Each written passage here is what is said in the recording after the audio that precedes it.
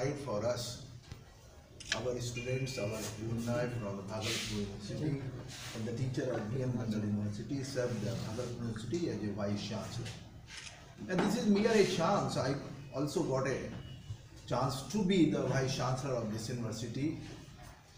And when I got the letter, then immediately I talked to Professor Sinha.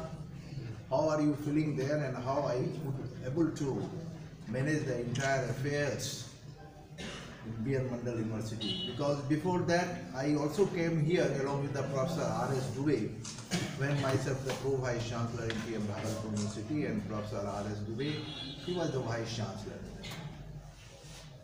That was also a chance that he got to be the Vice Chancellor of this university for a few days, for 7 or 8 days. I also visited that office presently where I am sitting. Really, it is a matter of pleasure for us that today we are here sitting in the conference hall of science faculty. In fact, when I joined, and only 2 or 3 days back, 3 days after, the Professor Farooq Ali also joined this university. Again, you can say it was also a chance that both we from the Bhagalpur University and also one of the unit of the biology, botany and zoology. ये दोनों जीव विज्ञान के रूप में कहे जाते हैं और आप जानते हैं सभी। लेकिन फिर थोड़ा सा मुझे अफसोस हो रहा है, अभी हम आएंगे आप लोगों के पास।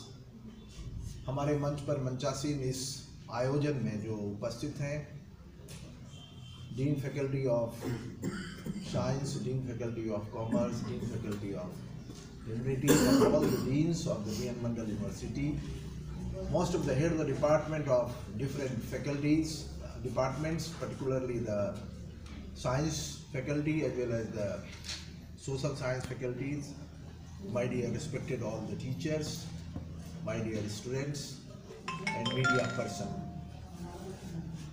मैं हिंदी में बोलता हूँ आप लोगों से। अब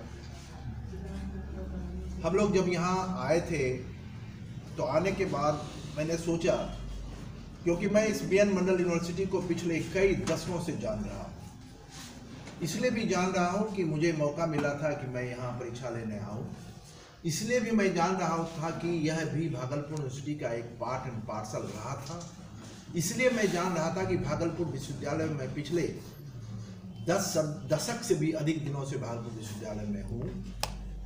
आप कह सकते हैं 50 साल मैंने भागलपुर में बिताया, 50 ईयर्स। और हम समझते हैं बहुतों का एज भी नहीं हुआ होगा इतना। और उसके बाद देन हम लोग यहाँ आए। आने के बाद हमको लगा कि मुझे क्या करना चाहिए यहाँ। मेरे मित्र रंजनी बाबू थे, उनसे हमने पूछा कि बड़ी मुश्किल है यार, जो नॉर्मल टॉप होता है। परीक्षा लेने आए थे तो एक रूम में बॉटनी जूलॉजी था। How could I able to make this university at par with the other university of Bihar, not the country, at par with the Bihar. तो हमने सोचा कि चलो, हमने चला कुछ कदम, हमने सोचा कि कुछ कदम चलते हैं आगे, देखते हैं मंजिल प्राप्त कर सकते हैं कि नहीं। इसलिए हम दोनों ने मिलकर कुछ कदम आगे चला तो लगा कि नहीं, यहाँ के लोग इतने अच्छे हैं, इतने सहज भी हैं और सहनशीलता भी है और उत्सुकता भी है कि इस B.N. मंडल यूनिवर्सिटी को बनाएं। और उसके चलते पहली सफलता मुझे मिली कि सोशल साइंस को हम नई बिल्डिंग में शिफ्ट कराएं। वो मेरा क्रेडिट नहीं था। आप लोग कहते हैं कि कुलपति की अपनी सोच थी, प्रतिकुलपति की अपनी सोच थी, इन लोगों ने कहा, वो हम लोगों का सोच नहीं था। आपके मन के अंदर में पहले से जो दबी हुई इच्छाएं थी उसी को मैंने उभारा। आप जो सोच रहे थे कि छोटे छोटे रूमों में, छोटे छोटे कमरों में किस तरह पढ़ाई किया जाए, हिस्ट्री में जहाँ 100 लड़के से अधिक हैं और बैठने की जगह उनके पास 10 लड़कों की है, जहाँ पर जो है पॉलिटिकल साइंस में 100 लड़के या लड़कियां हैं और बैठने की जगह ही नहीं है। आपके मन में भी एक दबी हुई इच्छा थी कि काश मेरे पास भी वह जगह होता जैसा कि अदर यूनिवर्सिटीज में होता है और बच्चों को हम सही शिक्षा दे पाते। हमने सिर्फ आपके अंदर सोई हुई जो आपकी इच्छा थी उसको हमने जगाया और पहली सफलता हमको वहाँ मिली। और जब वह सफलता मिली तो मेरा विश्वास आपके प्रति और बढ़ता चला गया, मेरा विश्वास और बढ़ता चला गया कि आगे हम कुछ और कर सकते हैं। और उसी को ध्यान में रखते हुए तब फिर दूसरा प्रस्ताव हमने दिया कि साइंस विभाग को हमने जब देखा तो वहाँ लगा कि यहाँ पर जो सचमुच में करोड़ों का इंस्ट्रूमेंट पड़ा हुआ है लेकिन उसकी कोई यूटिलिटी नहीं है। जब हमने यहाँ आकर देखा तो यहाँ लाखों का सामान पड़ा हुआ है रूम में, इसकी कोई यूटिलिटी नहीं है। हम ये नहीं कहेंगे कि पहले क्या हुआ नहीं हुआ। हम I never believe to dig out the past. हम कभी विश्वास नहीं करते कि पहले क्या हुआ और किसने क्या किया। हम इस पर विश्वास करते हैं कि हम कहाँ हैं और हम क्या कर सकते हैं। तो हमने जब यहाँ देखा तो हम और प्रतिकुलपति दोनों आए हुए थे तो हमको लगा कि बाप रे, इतना बढ़िया रूम, स्मार्ट क्लास, प्रोजेक्टर, सारा चीज है और इसकी यूटिलिटी नहीं है। मैंने real that was the imaging for me कि ये इतना सारा चीज है। ऐसे तो हम अच्छे यूनिवर्सिटी में इतना सामान नहीं है, फिर भी इसकी कोई यूटिलिटी नहीं है। तो हमने सोचा कि नहीं, सारे साइंस के टीचर से मैंने बात की और लोगों से भी बात की, सभी लोगों से बात की तो उन लोगों ने भी फिर वही बातें हुई कि नहीं, हम लोग भी चाह रहे हैं कि वहाँ जाए। लेकिन पहले किसी ने इस तरह का प्रपोजल दिया नहीं था, पहले किसी ने इस तरह का जो है इंटरेस्ट लिया नहीं था, इसलिए हमारी इच्छा रहते हुए भी हम लोग वहाँ शिफ्ट नहीं कर पाए। मैं आपको बताना चाहूँगा यहाँ पर आज सबके सामने कि credit goes to professor Naresh जी।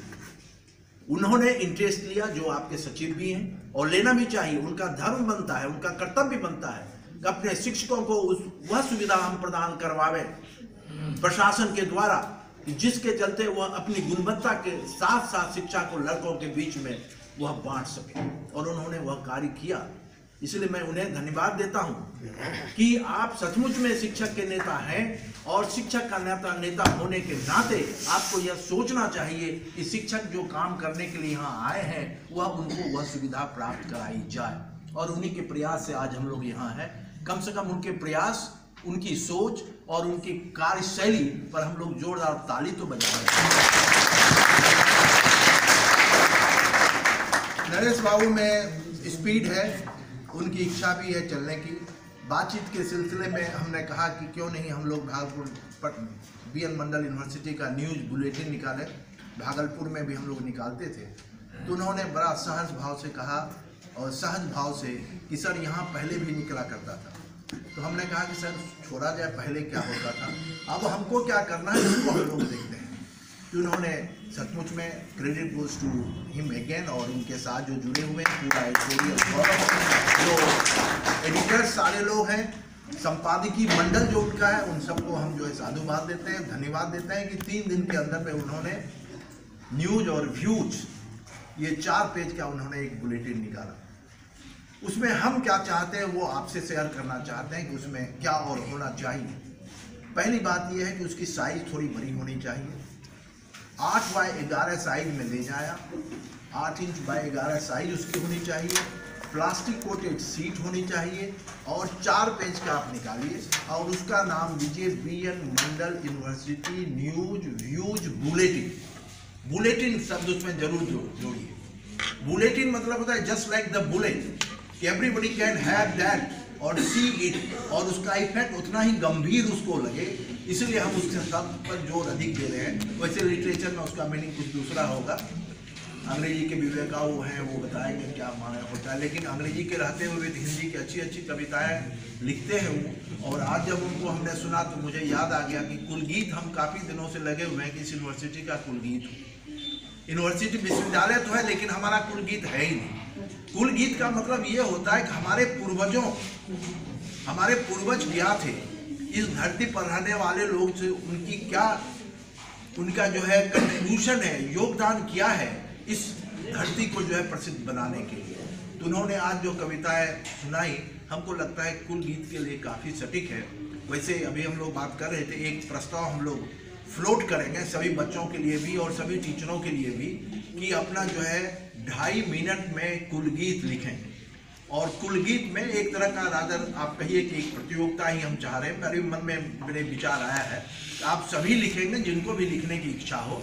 उस कुलगीत में हमारी जितनी भी परंपराएं यहाँ हैं कोसी नदी से लेकर और जितनी भी नदी यहाँ बहती हैं उनकी चर्चा हम करेंगे। नेपाल की तराई के किनारे हम लोग रह रहे हैं, इसकी हम चर्चा करेंगे। हम उसमें जो हमारे जो बीएन मंडल के जो भूपेंद्र बाबू हैं या और जो है सिंह ऋषि यहाँ जो है इनकी चर्चा करेंगे, मंडन भारती की चर्चा करेंगे। इन सारी चीज़ों का जो है संकलन उसमें होना चाहिए और 2.5 मिनट का वह कुल भी बनेगा।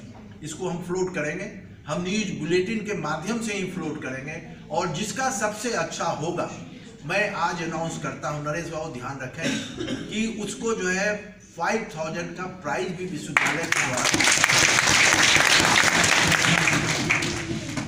5000 रुपये इसलिए नहीं, वह प्रोत्साहन के लिए, इनकरेजमेंट के लिए, आइदर वो टीचर हो या टीचर के कोई वार्ड हो या कोई स्टूडेंट हो, इंटर से लेकर मास्टर तक, रिसर्च स्कॉलर 2, अगर ये लोग कोई भी चाहे और उसमें एक टीम बैठेगी, लिटरेचर के लोग हैं वो बैठेंगे, जानकार लोग वो बैठेंगे और जो सबसे बेस्ट होगा उसको हम लोग जो है प्रोत्साहन प्राइज भी देंगे। इसको बुलेटिन में नोट कर लिया जाएगा नरेश बाबू, इसको बुलेटिन में हम लोग डालेंगे।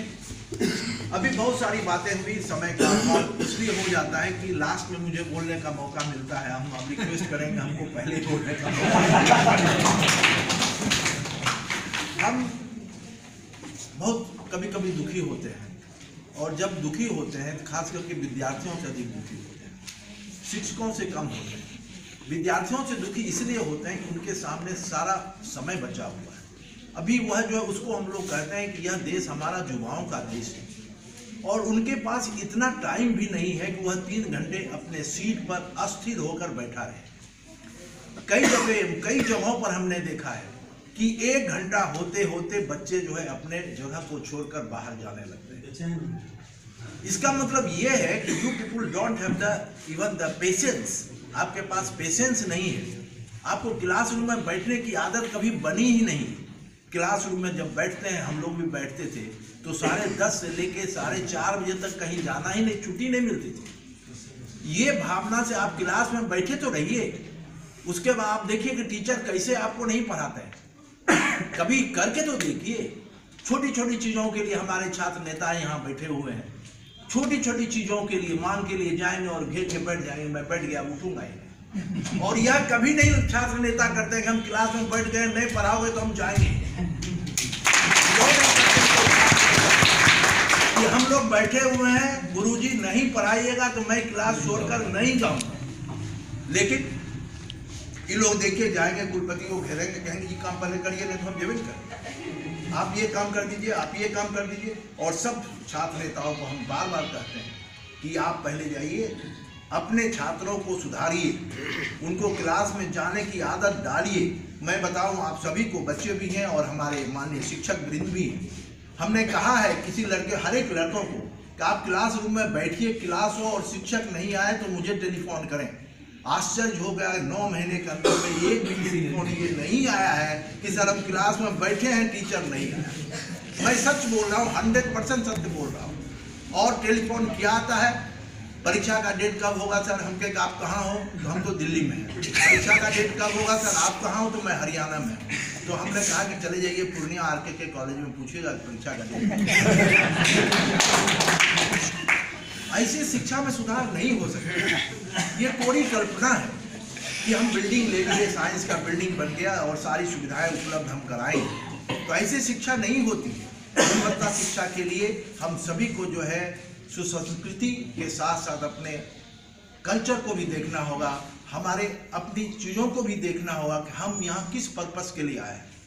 इसीलिए हमारे जो भूतपूर्व राष्ट्रपति थे अब्दुल कलाम आज़ाद जी, वो कहा करते थे हमेशा कि रात में सपना मत देखो, रात में तो सब सपना देखता है, दिन में सपना देखिए और उसे साकार करिए। ये बहुत इंपॉर्टेंट बात है। उन्होंने एक चीज़ और कहा था, और चीज़ और हम यहाँ देख रहे हैं और शिक्षकों को भी हम कहेंगे,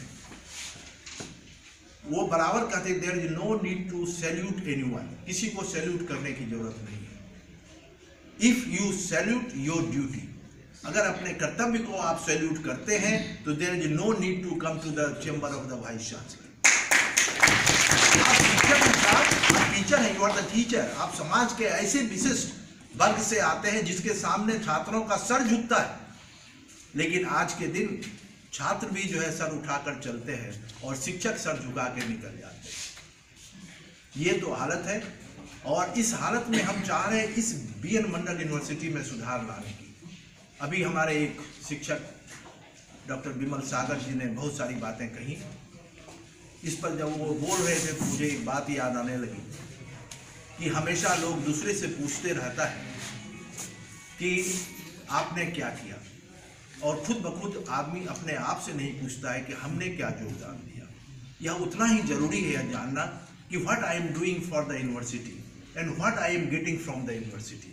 we are getting the university a good salary, handsome salary, and with the help of that salary we run the entire family. We send our children to do the medical as well as the engineering or any type of education in any corner of this country.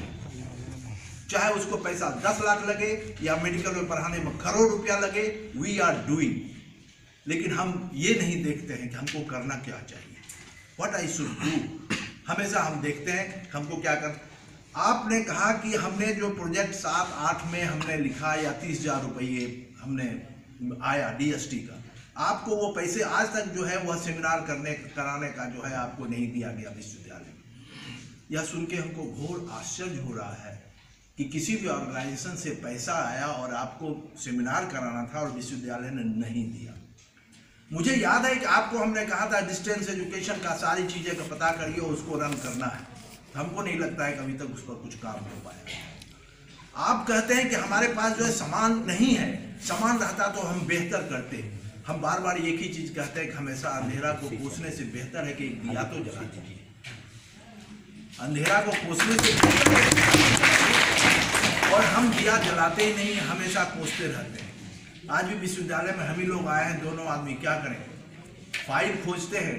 पैसे आए पटना में HRD में, लोग पैसे देने के लिए तैयार हैं कि आप सर यूटिलाइजेशन लाके हमको दीजिए, हम आपको पैसा देंगे भवन निर्माण में, हम आपको पैसा देंगे ऑडिटोरियम बनाने में। हम ये सब बात नहीं बोलते हैं, तो फिर वही बातें हो रही है इंटरनेशनल स्टेडियम की, इसलिए हम ये सब बात नहीं बोलते हैं। लेकिन वी आर एट फॉल्ट। 9 में पैसा आया 16 करोड़ 44 लाख, आज तक उसका यूटिलाइजेशन नहीं बना, उसकी फाइल नहीं मिलती है। और हम ही लोगों के बीच में से लोग पदाधिकारी के रूप में विश्वविद्यालय में समय समय पर काम भी किए, लेकिन कभी उन्होंने ये नहीं सोचा कि विश्वविद्यालय मेरा घर है, मेरा यह विश्वविद्यालय ही ऐसी जगह है जहाँ से हम पूरे परिवार और दुनिया को देखते हैं और समझते हैं। हम विश्वविद्यालय को हमेशा इस ढंग से सोचे कि हम यहाँ आते हैं और आने के लिए आते हैं और जाने के लिए यहाँ से जाते हैं। मैं कहता हूँ कि अगर शिक्षक क्लास में 6 घंटे अगर अपने डिपार्टमेंट में बैठा रहे तो मजा ले, कितने दिन लड़के भागेंगे? 1 दिन भागेंगे, 2 दिन भागेंगे, सालों साल भागते रहेंगे। भागे कितना दिन भागते हैं। और मैं यह भी बताऊं कि इस विश्वविद्यालय में पिछले 15 साल से लड़के क्लास नहीं जा रहे हैं। अगर किसी को कहना है तो बता दे कि हाँ क्लास जा रहे हैं। मैं यहाँ की बात नहीं कर रहा हूँ। 100 में अगर 10 लड़के क्लास जाते हैं तो उसको क्लास जाना हम नहीं कहते।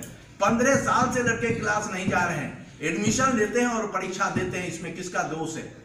कुलपति का दोष है। कुलपति तो आते हैं 3 साल के लिए चले जाते हैं। इसमें हम सबको अपने अपने गिरवान में झांकना पड़ेगा, देखना पड़ेगा कि कौन दोषी है। क्या समय दोषी है? अगर समय दोषी होता तो पूरे देश में यही बातें होती, दूसरे यूनिवर्सिटी में भी यही बातें होती।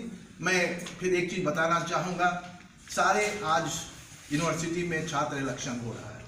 महामहिम का आदेश है कि फरवरी तक में आपको इलेक्शन पूरा करना है। मुझे टेलीफोन आता है लड़के का, नेता लोगों का, कि सर आप कैसे करा लीजिएगा, किस नियम से कराइएगा। अरे भाई आप नेता बनने जा रहे हो, आपको ये भी पता नहीं है कि महामहिम के द्वारा, राज्य सरकार के द्वारा सबसे एक नियम बन के आया, उसी नियम के तहत इलेक्शन होगा। आप लाख चिल्लाइएगा तो क्या 302 का जो फांसी सजा है उसको आप बदल दीजिएगा? आप एक्ट स्टैट्यूट को बदलिएगा? नहीं बदलिएगा। जो नियम बन के आया उसको आपको पालन करना होगा। तो कैसे होगा सर? आपका सेशन तो लेट है। अरे यार तुम आगे समझो तो पहले क्या है, समझते नहीं हो, बाहर में खड़े होके बोले चले जा रहे हो। तो हालत ये है कि हम लोग बहुत कंसर्न है, छात्र इलेक्शन हो, छात्र संघ का चुनाव हो।